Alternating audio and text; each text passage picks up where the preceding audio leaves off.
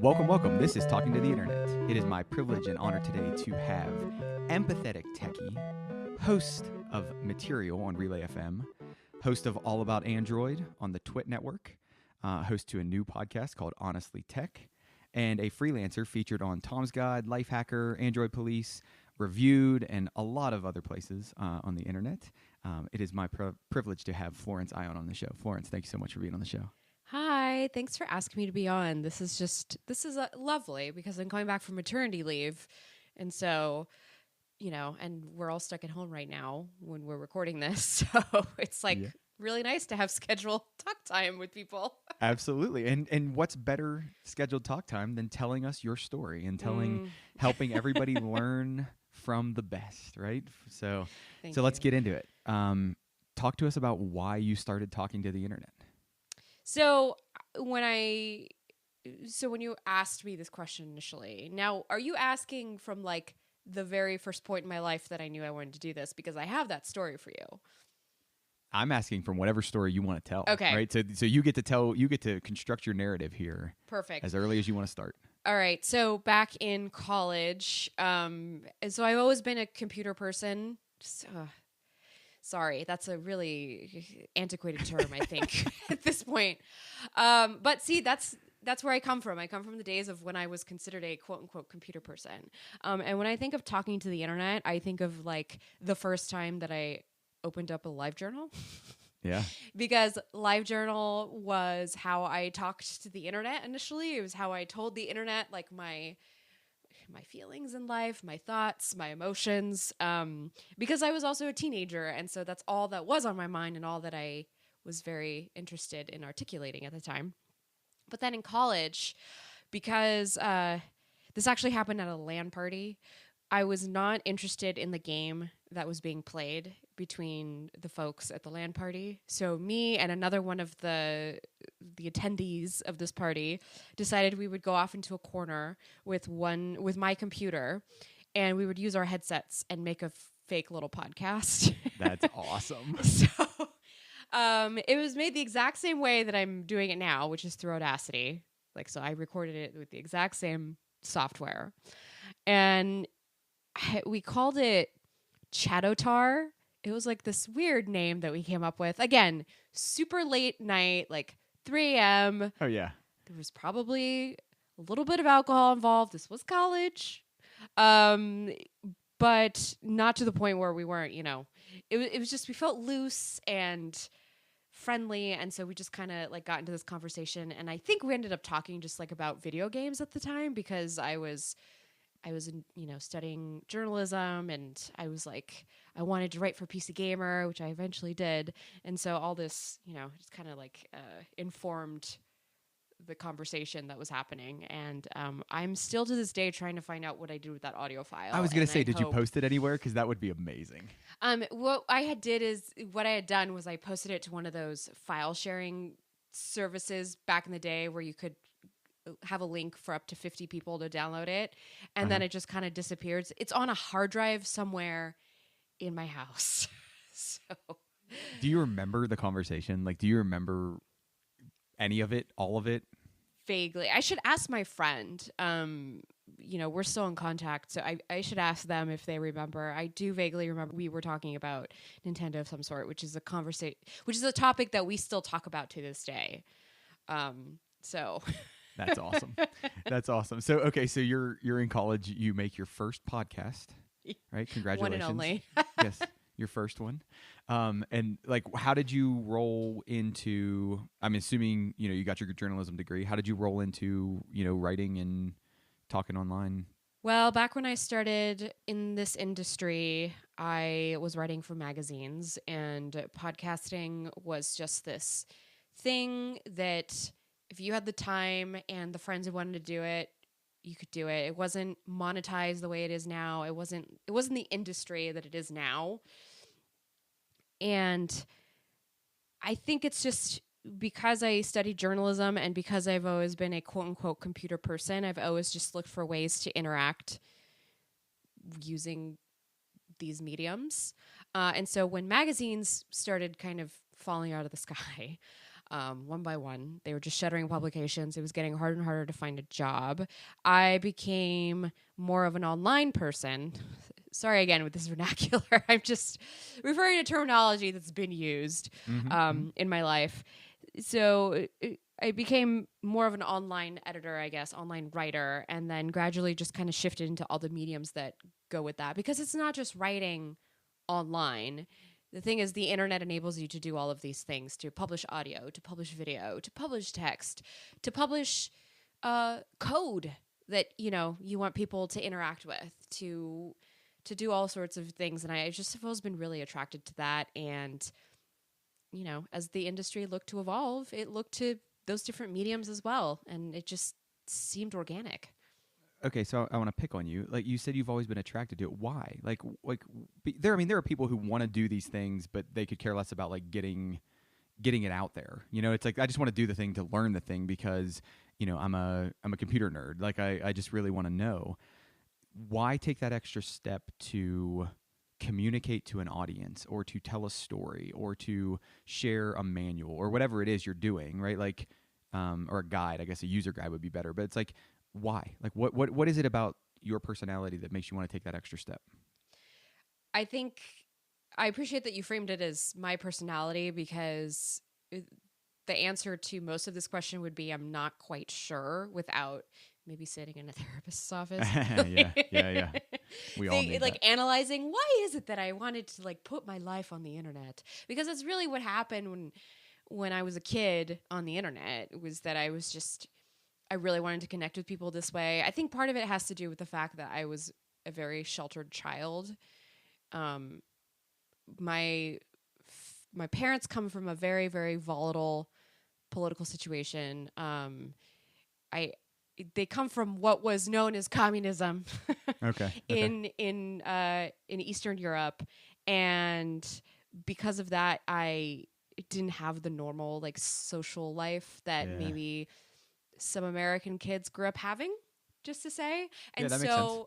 and so I found my way of socializing through the internet, and that during that time, the late 90s, was when, you know, everybody was online and on IM and sending emails and yada yada. And I was so like attracted to like, wow, this person made their own webpage. Like they just I mean, I just remember being like 11 years old and just like, this is so cool. There's just like graphics all over the place. And this person like put their words on the internet and people are reading it, and like they have a platform to talk, kind of thing.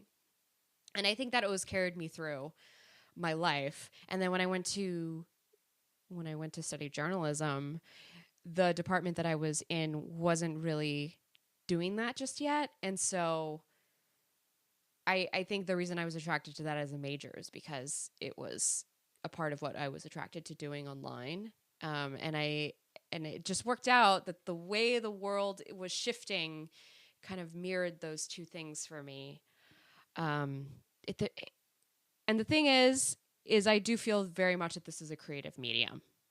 Oh yeah. Yeah, for sure. So this for me fulfills a lot of my creative bug, like just to put something out there, to put together like a review, to put pictures together for the review of like a smartphone, or just to be able to like write a little story and then explain to you how to do something with your computer or whatever. For me, it's being creative. Absolutely, right. And you can definitely tell, and it's not the same for every outlet or every medium out there, but it's like you can definitely tell when somebody does it well, right? Like when it resonates with you. And well is a fluffy word, because well could be great for me, but it's different for you. And we read the same article or we listened to the same thing. So it's like I get that creative side. That's a really cool connection that I don't think I would have made. Talk about how you, I guess, order. I know a little bit less about your order of outlets or entities, if you will, right? Like, so can you tell me like the timeline of everything that you've done?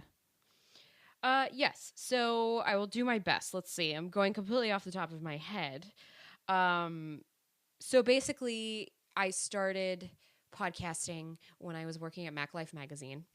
They had a podcast. We had a podcast on staff, and it just became like a weekly thing where it was like a panel. We were all just on it talking about the week's Apple news, and I really liked it. I was just, wow, this is really fun. Like, I get to just sit around with my coworkers, and we get to just, you know, we could just toss around words and talk about the stuff that we geek out over anyway, and that we're writing about.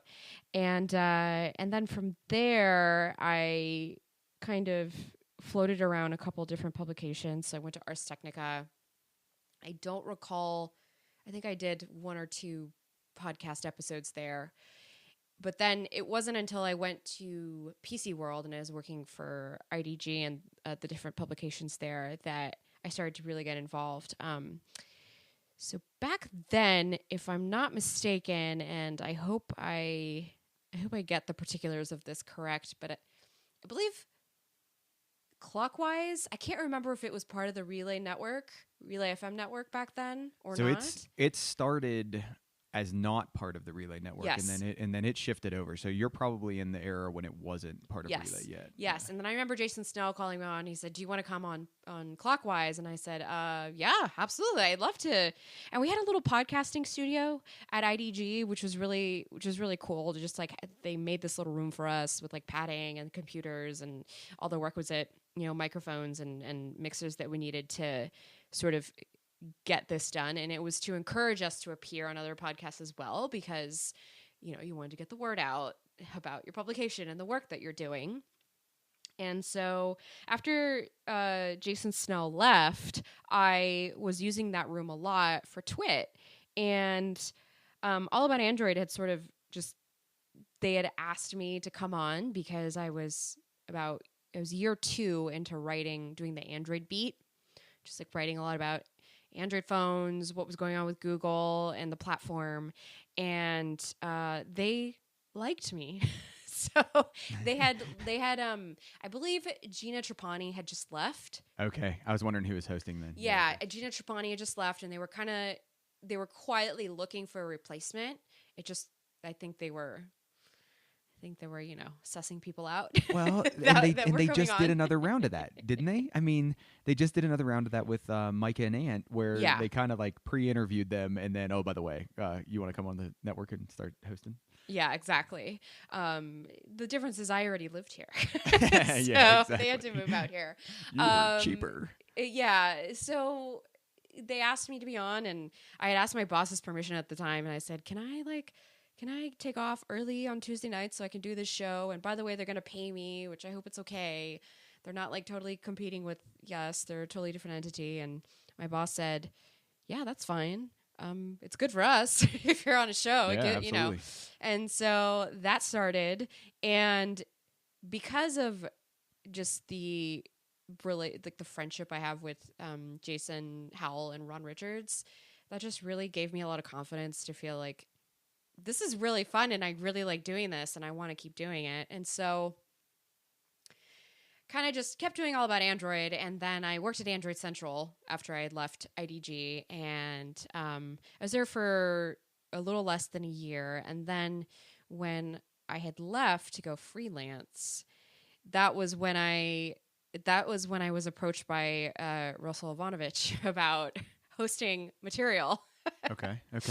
So I feel really lucky, I guess, that I have been asked to do these 2 podcasts because they've become the highlights of my week.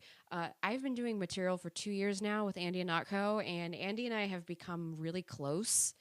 I'm also very close with Jason and Ron, and I feel really lucky that I call these people my friends, and that they've also become kind of like they've become my support network. I mean, these are people that I do a show with every week. I talk to every week before we do the show, whether it's All About Android or material. We do check in. Like yesterday, I was talking to Andy about what my week was like, and I send Andy pictures of my newborn daughter, and I talked to Jason and Ron about like parenting now, and just been like asking them for advice and things like that. So I feel just super lucky that I get to do these 2 shows. And I think that I'd like to think that resonates with the audience that's listening in, because this really is just friends talking about things that we love.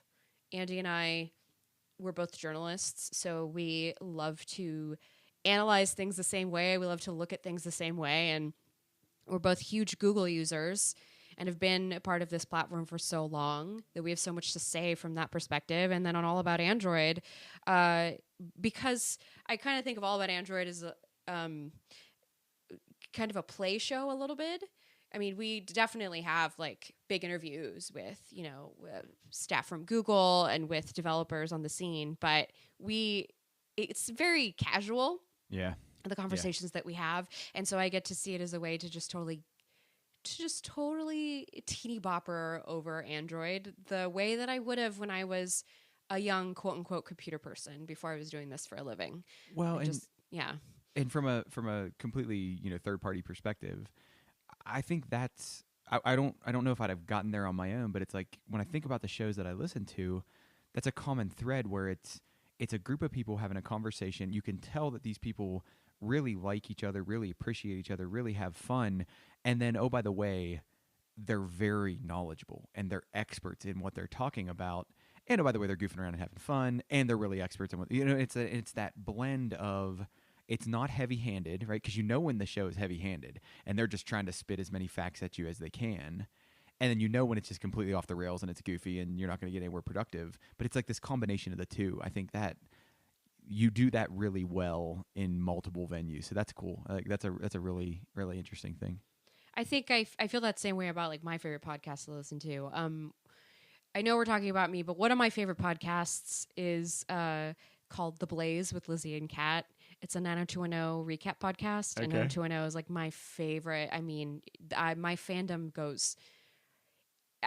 that's the other thing I could write incessantly about is just 90210, because it's such a comfort show for me, and it has been like throughout my life. I guess the same way that I came to the internet, like why I'm doing what I do for a living. And I had actually been on The Blaze. I had emailed Lizzie and Kat, and I said, "Can I be on your show? Because this is I've been podcasting, so like you can count on me. I promise. I'll make it interesting." And then I said, and B, I know the show so well, and I was so attracted to the two of them because they're best friends, and I feel like their friend when I'm sitting around with them and they're talking about 90210, and I'm just like, oh my gosh, totally. And I'm laughing out loud, and I'm just like shaking my head and, oh, you guys, kind of thing. And so I really hope that people get that when they listen to All About Android and Material, because that's how I feel doing those shows. Yeah, well, good. I mean, and keep doing it, right? Because I think you're doing a great job at it. Keep doing it. I can't speak for everybody else, but keep doing it. I appreciate that. Can you tell us about Honestly Tech? Yes.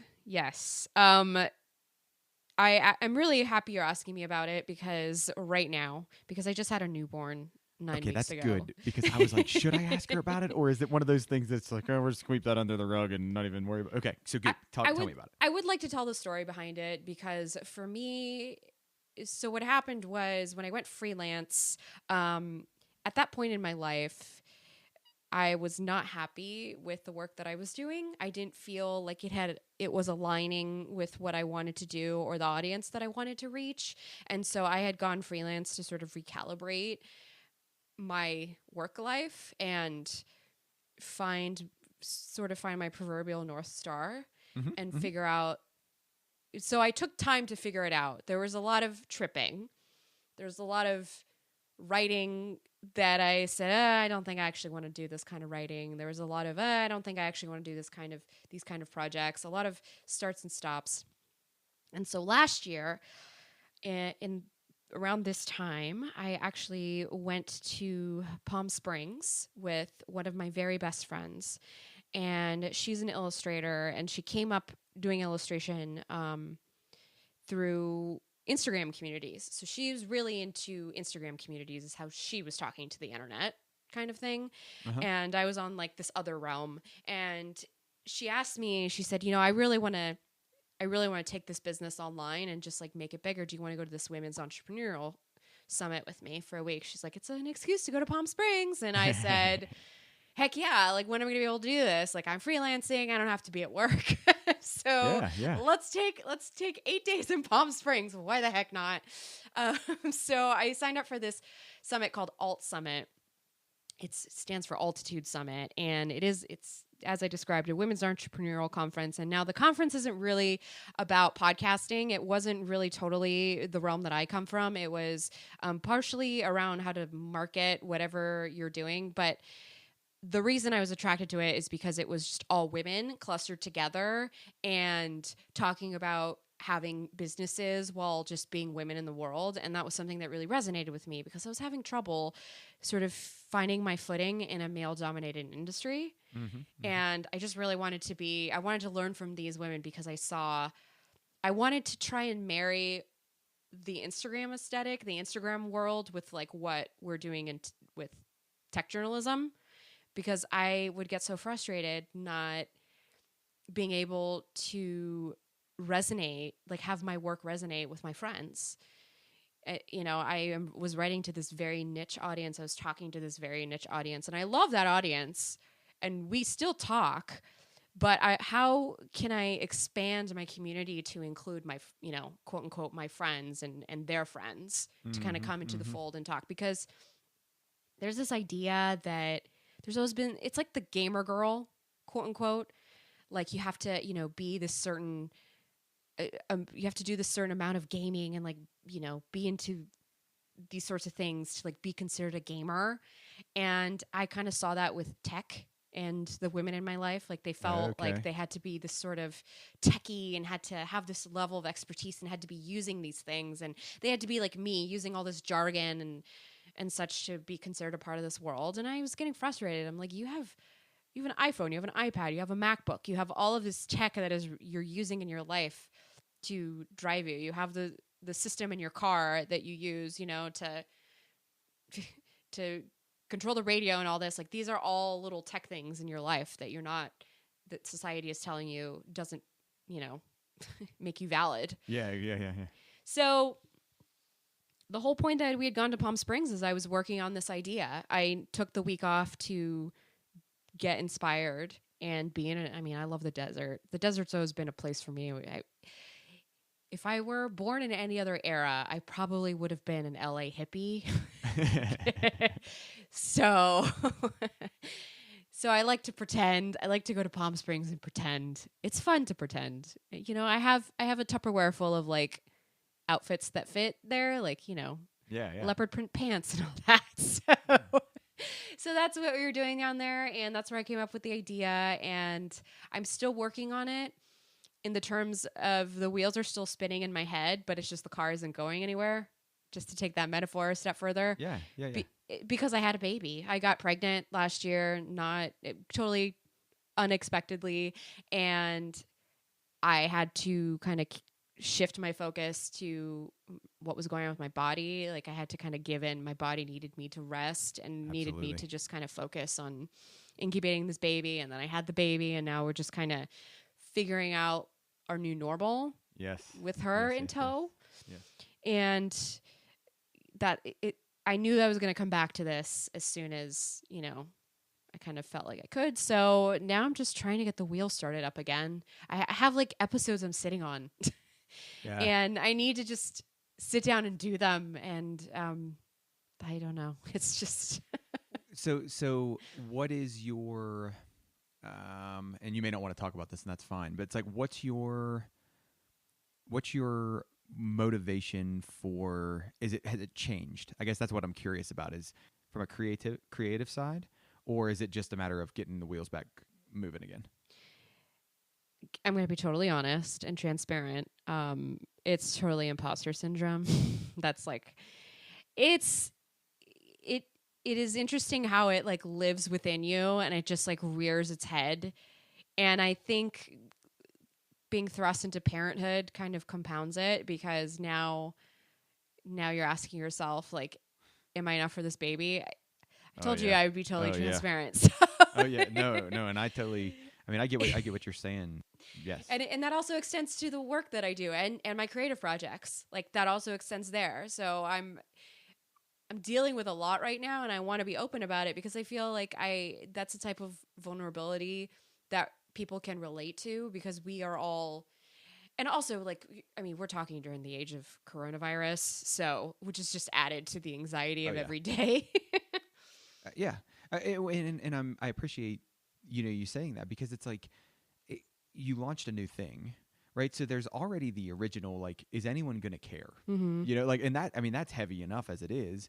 Oh, and then it's like, oh, and now baby, right? Mm-hmm. So it's like now there's a significant portion of my brain and heart that goes somewhere else, Mm-hmm. right? And does it ever come back? That's a great question, right? Like, should it ever come back? That's even a better question, right? Like, I mean, we're getting heavy really fast, but people wrestle with these things and they're real and they impact everything, right? Like they don't just Yeah. impact some things. You can't separate it out. It impacts everything. And then, like you said, you had coronavirus and crazy chaos on top of it.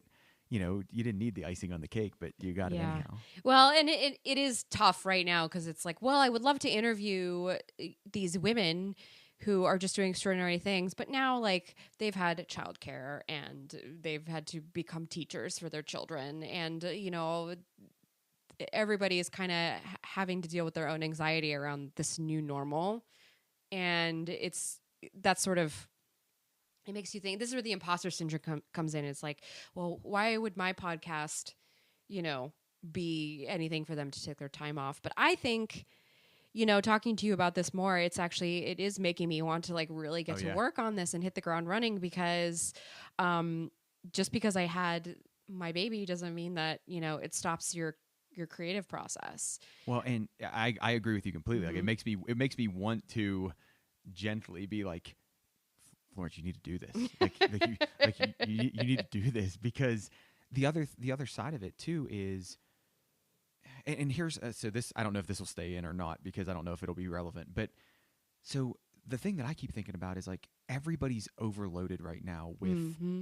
trying to figure out what to do, and then having entirely too much stuff out there to do. Mm-hmm. So it's like I don't know what to do every day, and at the same time there are 150 free trials that I can go out and like try. Yeah. Watch this, do this show, listen to this new show. Oh, it's a creative time. Let's start a new podcast, right? Like, so everybody's like, there's all these things happening, but at the same time, the folks and the women that you're going to talk to, because I didn't catch, are you going to interview all women? Is that the point? I haven't decided, Okay. to be honest. I haven't fully decided on that because the thing is gender is a construct. And so it would be unfair for me to say that I would only interview women because there's so many people out there doing so many amazing things using the internet this is why you have your podcast as well. Yeah. So well, and yeah. so then I'll lump it into folks, right? Mm-hmm. Like I'll use that one. Mm-hmm. But the folks you're going to interview, like they still have really good, interesting stories to tell. They really have good, interesting things to teach people and to inspire people with. And it's like that doesn't change. Like that's still there and it's always there. And the idea that you had was it's still a really good idea, and it was still a really good idea. So it's like that's why I want to be like, Florence, you need to do this. But don't worry, it's on my to-do list every single week. Yeah. Even my husband is like scheduled it for me, like you're going to work on it, and I have to be honest, I was just really looking forward to this conversation with you because I wanted to talk to somebody else about it, and especially right now because I can't leave the house to talk to people. Yeah, so. Yeah, exactly. Well, my encouragement is I look forward to what's going to come with it. Thank you. And the future with it. I will take that. Can so you've talked in a bunch of different ways on the internet, right? Mm-hmm. So you've written on the internet. You've done audio shows on the internet. Mm-hmm. You've done video Mm-hmm. shows on the internet, right? What's your favorite way to talk to the internet? Well, listen, writing is my moneymaker, okay? But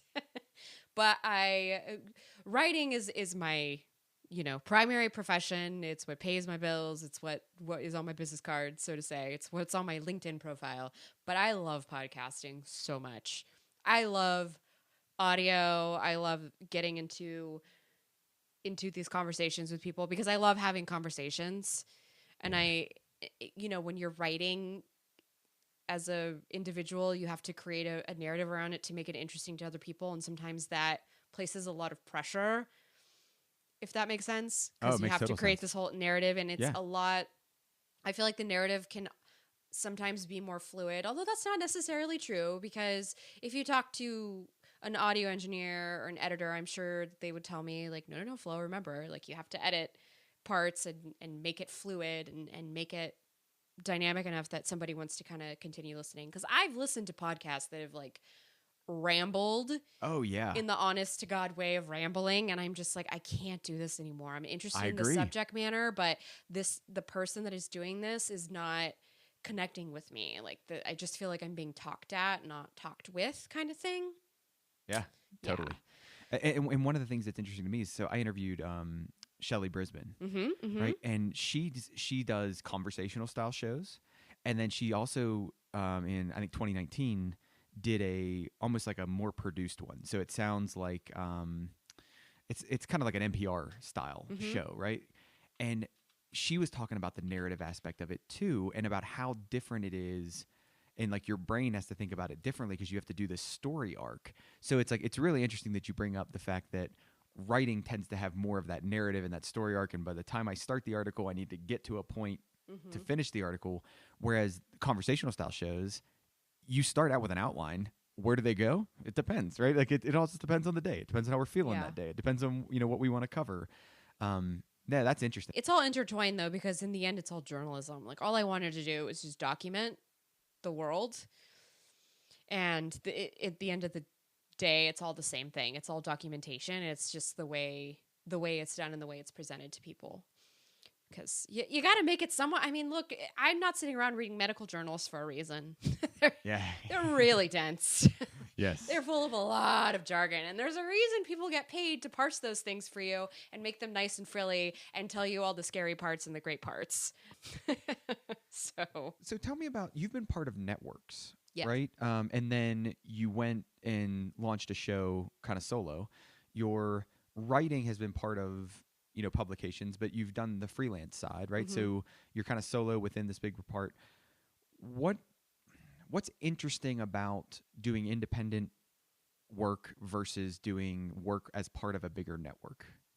When you're part of a network, you're part of a larger microcosm, I guess. You're part of a Twit has been doing its thing. They're just having their 15-year anniversary, so they've been doing their thing for the last 15 years. And it's their family that I'm kind of invited into the backyard barbecue, so to speak. Okay. Again, with me and the metaphors. No, that was a good one. I like that one a lot. And it's the same with Relay. And I make myself available for the common goal of the family. Like if the family wants to get together and do a charity raffle, like I will come to the family meetings kind of thing and show up and say, well, what can I do to, but I also think about the quality of the content that we're putting out and how that fits into with the rest of the network, and is what I'm doing on par with the other people that I look up to on this network, kind of thing. Does that make sense? It does, right? Like it's a standard, for lack of a better way to put it, right? You're trying to make sure that everything's on par. That makes sense. Yeah, because in every family is different, right? So Twit has its audience, Relay FM has its audience. Doing something solo, though, I think is a lot harder because you don't have that overall objective that somebody is setting for you. You have to kind of set it for yourself. And then again, this is where the imposter syndrome can get really loud, because first you have to convince yourself that what you're doing is valid. And then you have to find, again, I use that terminology, that North Star, like kind of what is the goal of why I'm doing this? Like what is the aim for this? And that can be really hard when you're doing it on your own, because you don't have an editor to steer you a certain way. You have your friends and your support system cheering you on, but you really have to show up for yourself in a lot of ways that maybe you could do a little more passively, when you're doing a show with a bunch of other people. That makes sense. I only asked that because it's like I'm not part of a network, right? And it's like I wonder how different it would be if talking to the internet was part of a different of a network or a group of shows that had a common theme or a common thread. So I will say I feel extremely supported, which is something that I don't, because again, I have to like be everything for myself. I don't know. Maybe we're getting very psychological here about my what goes on in my head, but truly, I think it's being a part of community is important, and I really value community because you do have people who are pushing for a common goal, and then also you have somebody who's helping sell your ads for you for your podcast, which is or even holding you accountable, right? holding Because you, it's like, hey, where is that audio? Like, hey, are you going to be on the show today? Hey, I need you to like fill out this doc. Versus, I mean, let's look at honestly tech. It's not now. I'm not like not working on it just because of whatever. But obviously, there's a lot at play there, and I'm still working on that internal voice to say like, we're gonna do it. We're gonna do it. And I think that's why community is very important. We have to remember. That's one thing that I think we lose sight of on the internet because it is easy to do everything on your own. You have to remember that like connecting with people, even if you're just doing it over the internet, the way that you and I are through audio, through Skype, as we are right now, it can mean so much. It can do so much for a person. So how do you go about getting ready to talk? Right. You're planning for a show, whatever show. If you want to pick one, that's fine. But it's like, how do you go about prepping yourself to get on the call? And it could be everything from like getting in the moment versus I got to research and I got to read these 9 different articles or listen or go through my RSS reader or whatever it is. How do you prep yourself? So I learned early on that if I don't prep, it's bad for everyone. I have to read all the articles. Even back when I was when I started All About Android, I had a salaried job, so I was going to work every day and I was writing about Android, and so I would go to All About Android already having all that knowledge, having written about it. When I went freelance, I wasn't writing daily. I was working on bigger projects, and I kind of caught myself a couple times like, ooh, I need to be better prepared when I come on the show. Because you can kind of, I feel just flustered and it's a different kind of energy. And so I try to make time. I even put it in my little to-do list, prep for AAA. With regards to material, we have both with All About Android and Material, we have docs that we use. Yeah. All About Android is produced by Jason Howell. So he will kind of go through, choose the news stories, kind of double check with us, like, with me and Ron, and say, hey, are you guys cool talking about this? What do you think if we tackle this? And, I'll tell him like, hey, Jason, today I want to bring this on the show. Can you make some time for it? And then after he puts together the doc, I go in and pick my links and I just kind of read about the subject, make sure that I know what people were tweeting about it when the news had happened, make sure I know how our community feels about it, kind of thing. So that when I talk about it, I have context and I can give context because that's my job as a journalist. And then with Material, Andy puts together the doc and I take care of the requisite uploading of it and kind of, publishing it. And I love the way Andy does it because he and I think the same way in terms of how we break down a story. And so he will kind of break it down into bullet points that really help facilitate the conversation. And so I'll just give myself 15, 20 minutes to read through what he put together. I'll add my own little like, hey, maybe I should start it this way, or maybe this is the kind of segue I should do. And then if I come up with a better segue in the midst of it, I'll do it. And if I fumble, It's okay. I just let it go on Material. Because sometimes I just think, you know what? That's just the way it is. This is the kind of day I'm having. and you're human, right? Yeah. Like that's another side of,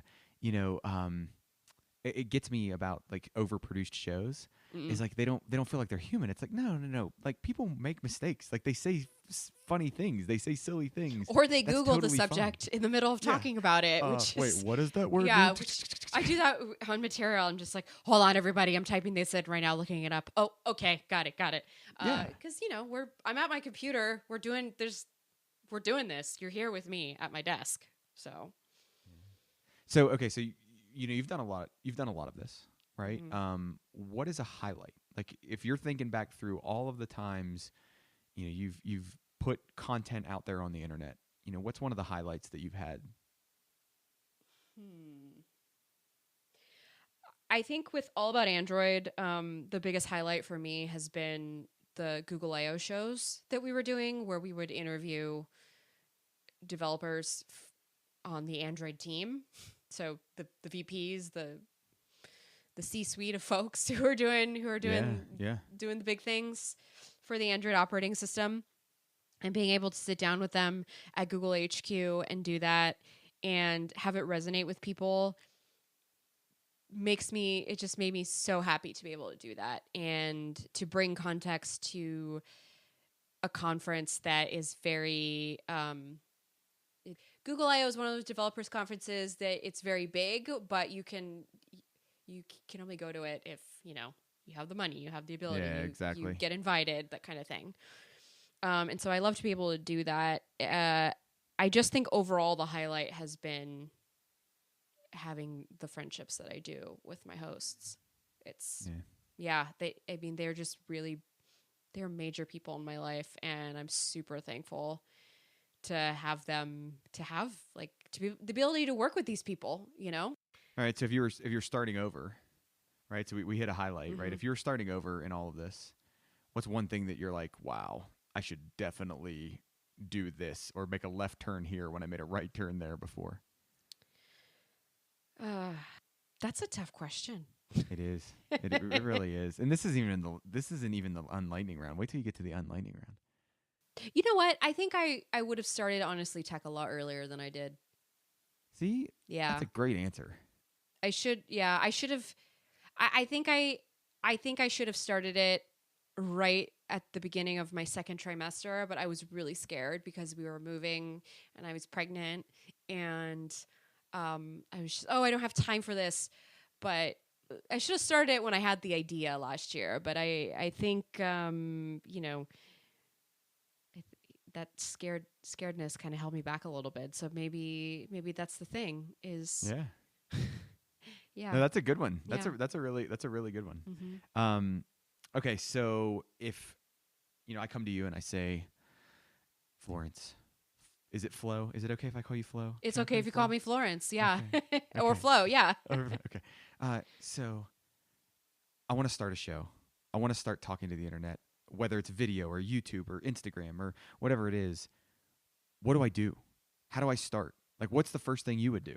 What do you tell me? Take notes of what you want to say. Don't just go in cold turkey, because it's never going to work.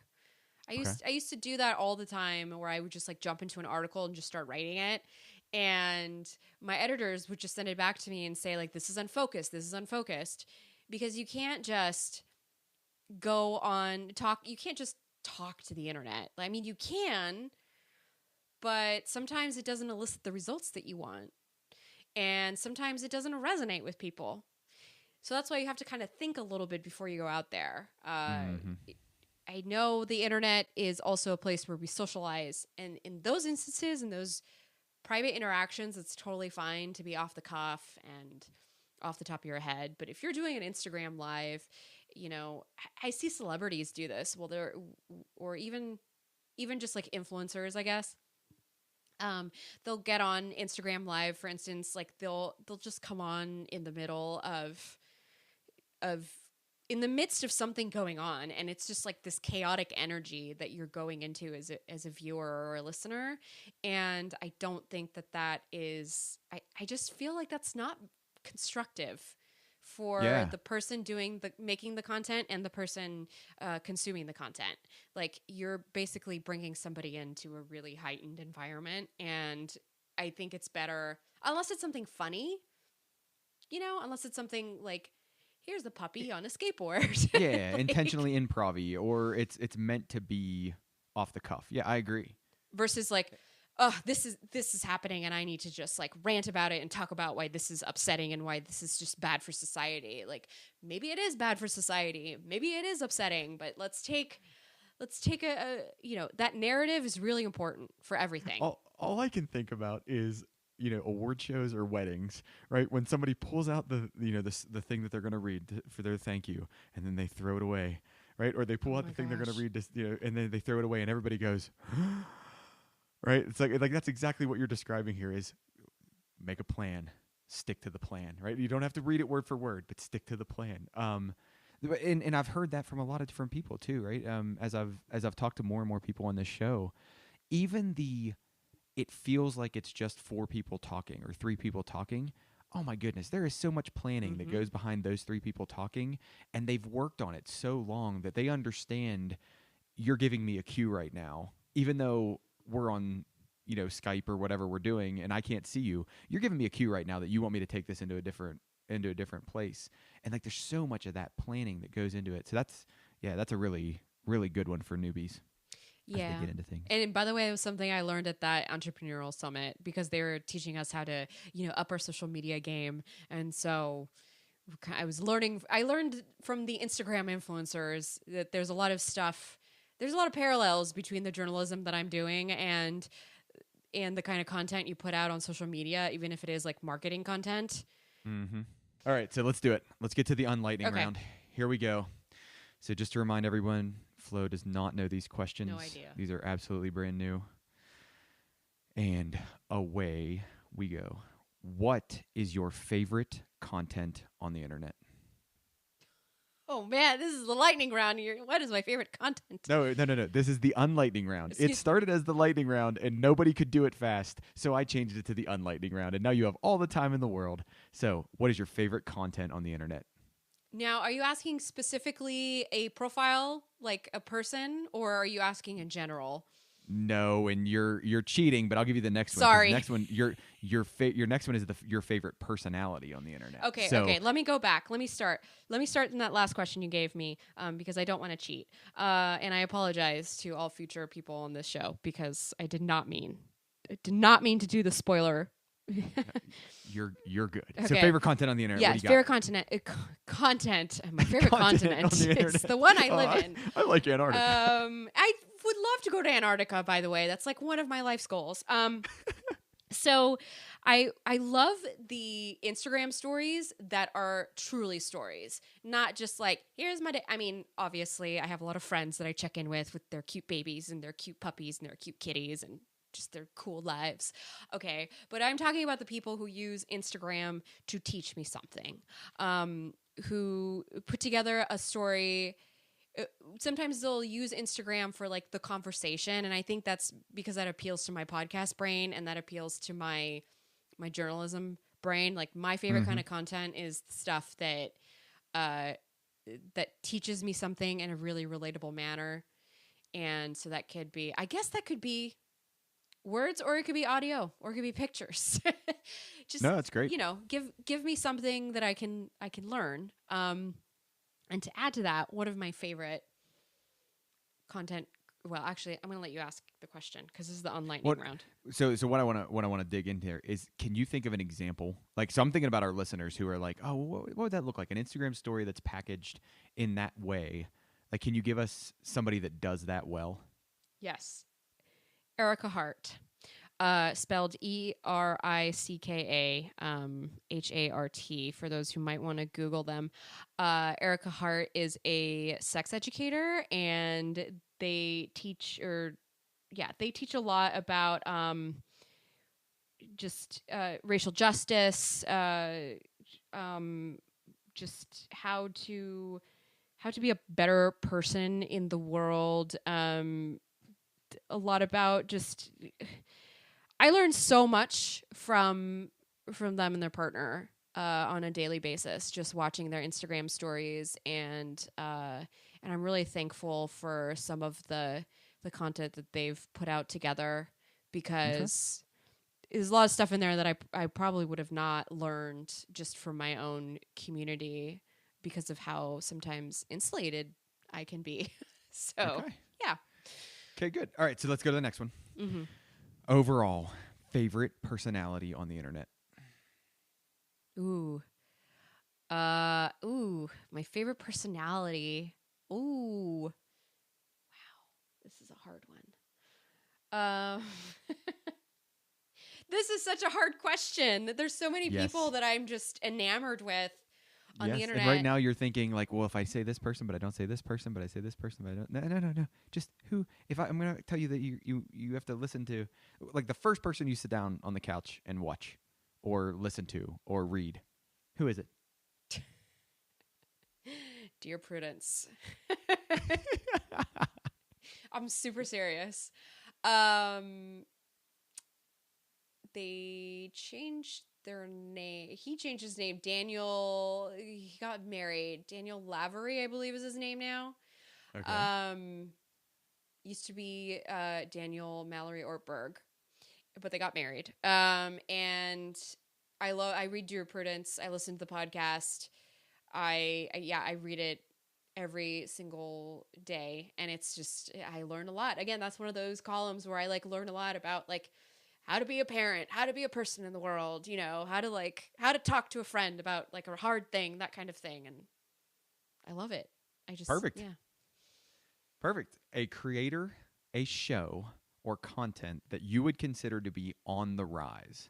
So it's something that's like new and upcoming, or is just getting out there, you know, well known, something like that our listeners should check out.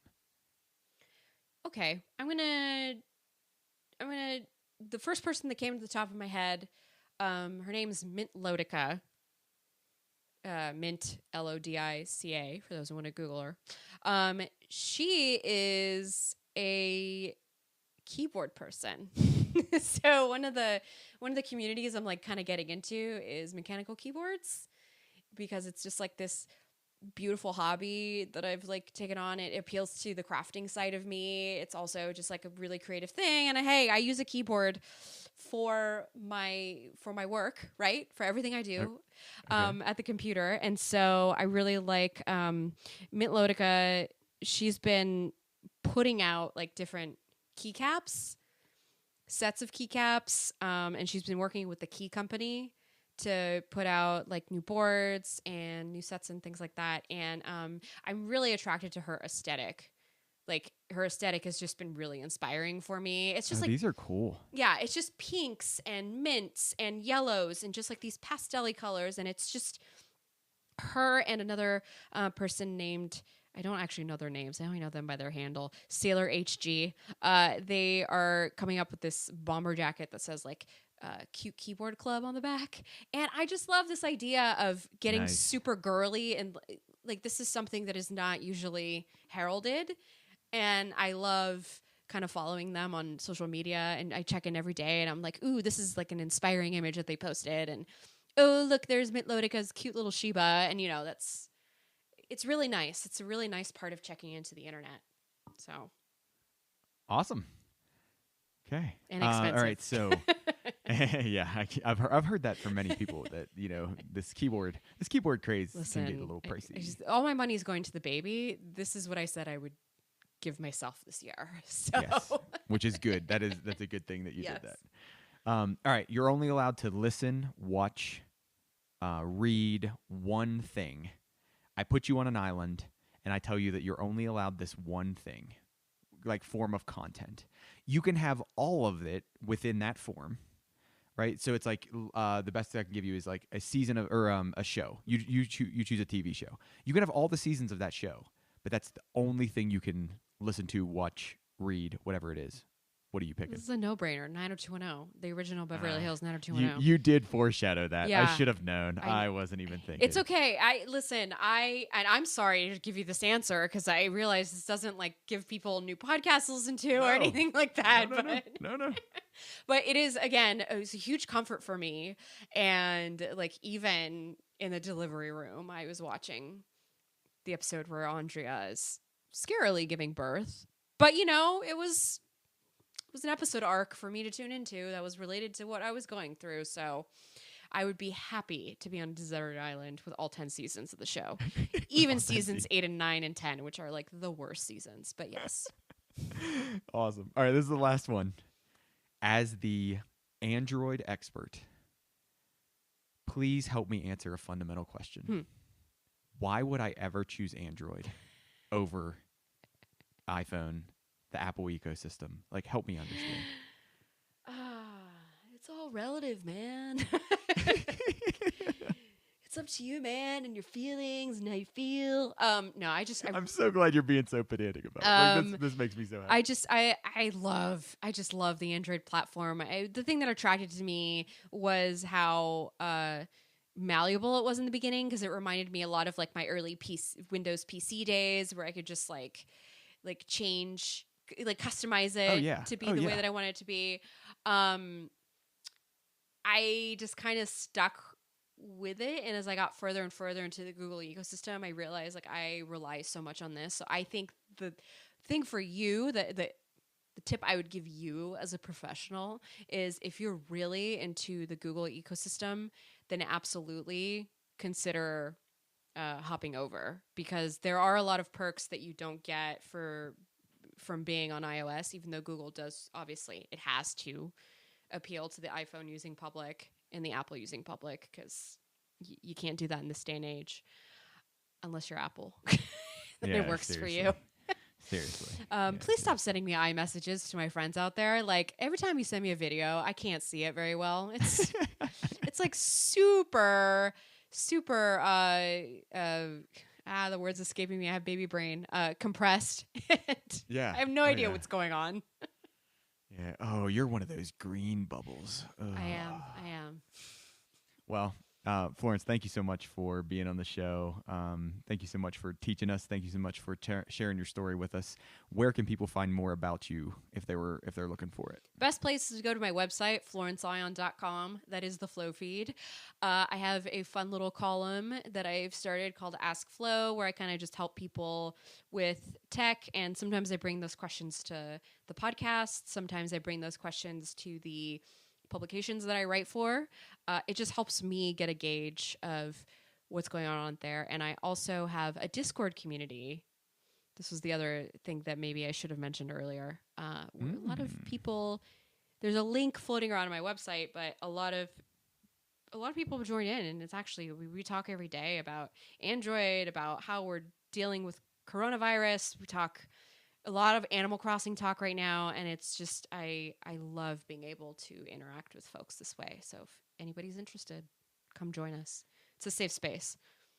Wonderful. Well, Flo, thanks again for being on the show. Folks, if you want to find out more about the show, find out more about what we're doing here, you can go to talkingtotheinternet.com or check us out on Twitter at TTTI Podcast. Thanks so much for listening.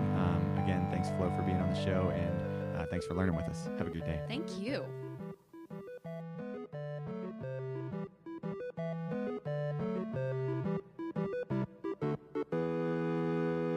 This has been a Schwa Schwa production.